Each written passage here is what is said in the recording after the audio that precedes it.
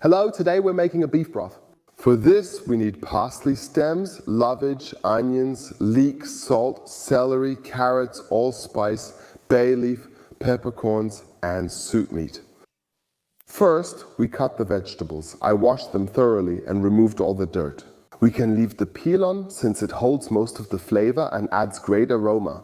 For our broth, I'm now just cutting the celery into large pieces, peel and all.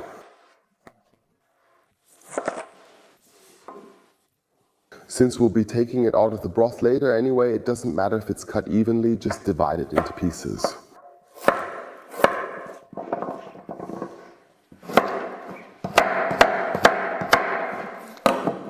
I've already cut the leek in half beforehand, as you can see here.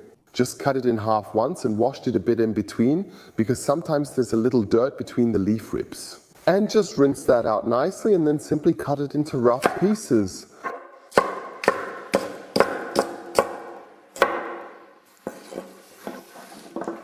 The same goes for the carrots. Wash them very, very well and thoroughly. This part here is a bit off, so we'll cut it away, but otherwise we can leave the stems and the skin on. It's packed with flavor.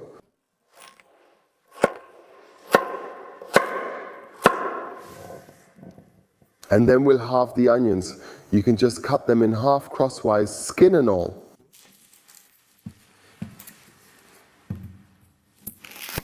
That's how we'll make our charred onions. I'll show you soon.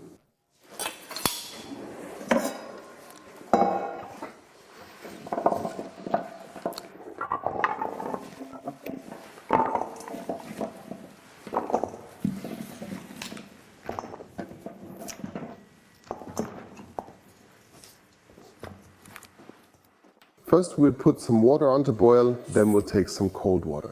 What we want is for the beef, the soup meat, to really release all its flavor and give all the taste to the water.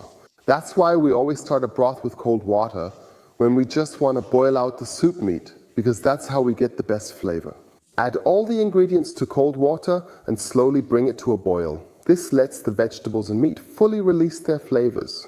And that's what we want to achieve.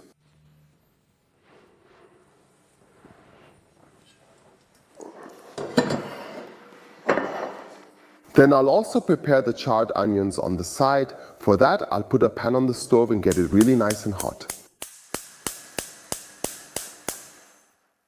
And I place the halved onions cut side down in the pan without any oil, just like that. And I let them fry until they're really nice and black. That doesn't give off any flavor, so you won't taste it later. The peel gives a really good aroma. And the color that's at the bottom of the onion is because you let it get a little bit black. That gives our broth a really nice golden yellow color later. And that's exactly what we want to achieve. Now I'm going to add all my vegetables here.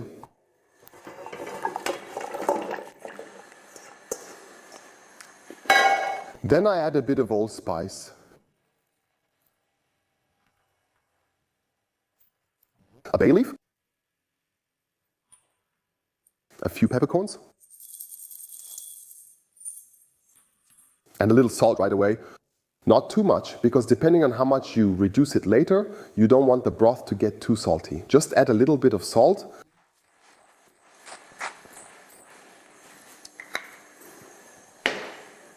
Then right away the next one. Here we have a piece of shank. Anything with a lot of connective tissue is excellent for this, like a top round or a shank. Just a soup meat, a boiling meat. You simply buy it from the butcher and tell him, then he'll give you the right piece. You just must not use quick fry meat like a loin or a fillet. That doesn't work because it gets too dry and loses its flavor. And then we'll add our parsley stems and our so-called Maggi herb, also known as lovage. That gives a really, really good flavor. If you don't have it at home, you can just leave it out. Now we'll slowly bring it to a boil, and once it starts, you'll notice some foam forming at the edges. And then we'll skim that off so that we get a really nice clear broth. Our onions are nicely charred. Let me show you quickly. Don't worry, they're really black, but that's no problem at all. It gives a great flavor and a nice color. And now we just add them to the broth with the skin and everything.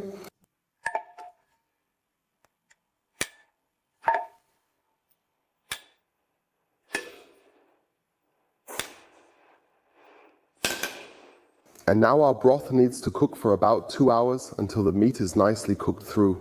And then the broth will have gotten a great color. I'll show you in a moment, when the broth comes to a boil, how to skim it.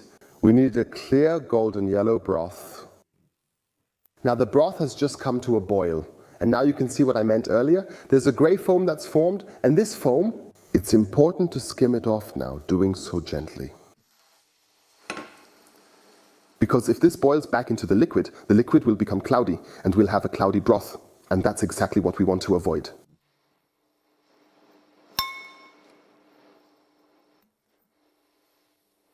Great, and then also during the cooking time, check from time to time if new foam has formed. And if so, always skim it off like this again.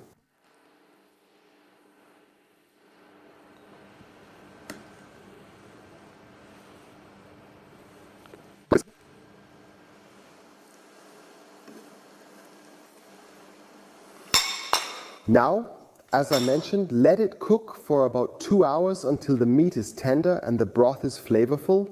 Then we can strain it and season the broth, and then we can use it right away for anything else. So, now our broth has cooked for 2 hours, the meat is nicely cooked out, the broth has a really great golden color, and it's still looking good.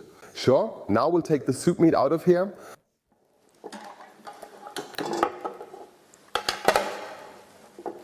Of course, don't throw that away under any circumstances. You can cut it into small cubes and add it back to the broth if you're just having soup. But of course, it's always great to have some broth frozen in small ice cube trays so that when you need it, you can just add a cube.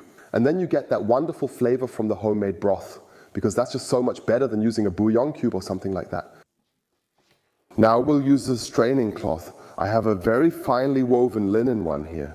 If you don't have something like this at home, you can just use a new dish towel or a freshly washed one. I would just recommend that you smell it beforehand. If it smells strongly of detergent or perfume, I wouldn't use it, since it could affect the soup's taste. So it's best to use a new cloth. We'll put it over the sieve now. And with the cloth, we just want to make sure that the cloudy particles are removed from the broth again, so that in the end we really have a completely clear broth. I recommend that you always ladle the broth with a ladle, at least at the beginning, because if you pour it, those cloudy particles will mix back into the broth. And then in the end, you won't have a really nice clear result. That's why you should calmly and patiently ladle it over here. You should always have a broth like this in the fridge or freezer. Because those bouillon cubes, especially the industrial ones with monosodium glutamate and other flavor enhancers, nobody really needs those. It ruins your palate and the taste, making it completely artificial and unappealing.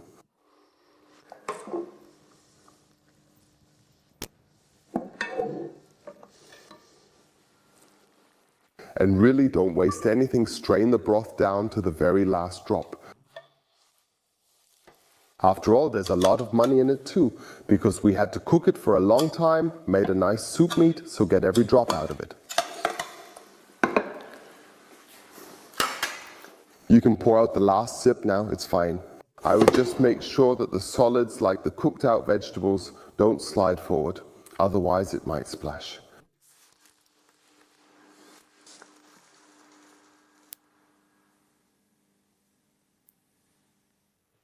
The vegetables should be nice and dry, just like that.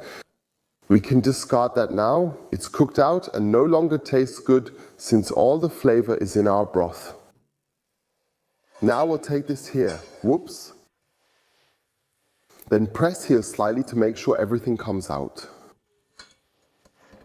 Let me show you. The rest comes out here.